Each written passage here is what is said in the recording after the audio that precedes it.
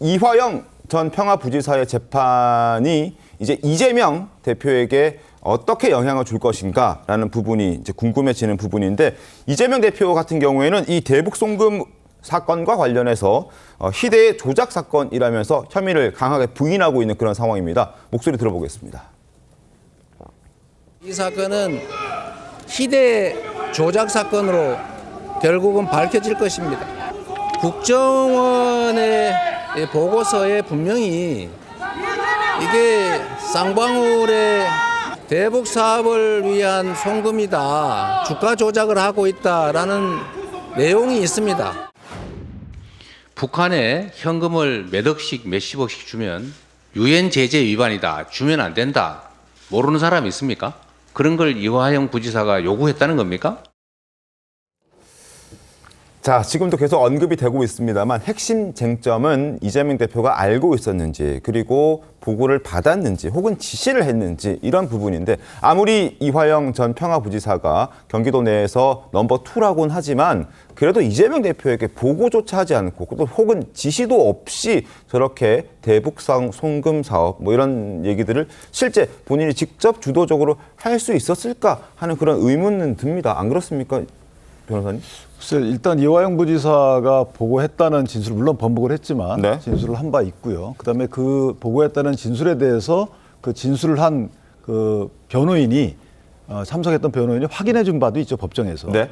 그건 재판정에서 확인했기 때문에 이제 어떤 진술이 신빙성이 있는지는 나중에 오히려 이재명 대표의 재판에서 그 부분이 다퉈질 부분이 없지 않아 있는 것이고. 네. 그다음에 제가 아까 말씀드린 대로 김성태 전 회장의 진술의 신빙성 인정 부분은 사실 이재명 대표께는 뼈아픈 부분이 있어요. 간접적으로 이화영 전 부지사가 보고했다는 말을 했다는 거잖아요. 했다는 걸 들었다. 물론 전전문이지만 어쨌든 이 부분에 대한 부분도 이재명 대표께는 불리하게 적용할 것이고, 무엇보다도 그 당시에 경기도에서는 대북 사업을 추진했던 건 맞죠. 스마트팜 사업 추진한 것도 맞고요. 네. 그다음에 여러 번 이화영 부지사가 기자회견 비슷한 것도 할 때도 이거 다 들리는 거잖아요. 그럼 만약에 그런 부분이 잘못됐으면 이재명 대표가 제재했어야 되는 거죠. 그렇죠. 그러니까 공개적으로 이런 부분들을 밝힌 부분들이 없지 않아 있는 것이고, 또 하나는 이 공보물로 낸 적도 있어요. 그렇기 때문에 이 부분을 전체적으로 부인하는 것은 무리가 있다라는 생각이 들고, 마지막으로 이화영 전 부지사가 평화부지사로 사실상 많은 권한을 갖고 있지만 결제 개선을 보면 사실 이재명 대표가 최종 결재하게 돼 있잖아요. 그러니까요. 네. 그러니까 이런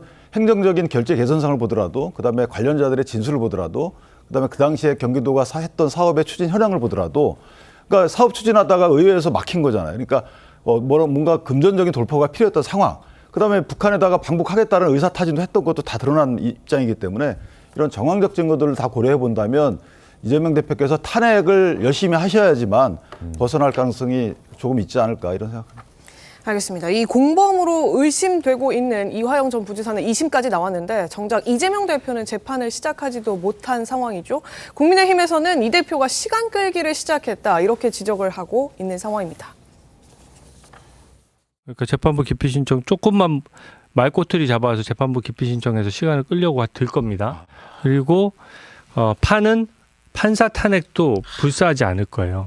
근데 지금은 이제 여러 재판이 있다 보니까 좀 눈치를 보고 있어서 그런데 이미 민주당 극렬 지지자들 사이에서는 대북 송금 사건 판사를 탄핵하라는 얘기가 막 실제 나오고 있어요. 축구면은 몰수패죠, 몰수패. 이 정도 하면. 그러니까 이재명 피고인에게 이제 소송 기록 접수됐으니까 이거 통지서 받고 20일 내에 왜 항소를 했는지 항소 이유서를 좀 제출해줘. 20일 풀로 채워서 마지막 날 내려고 하겠죠. 제가 장담하는데 아마 그렇게 할 겁니다.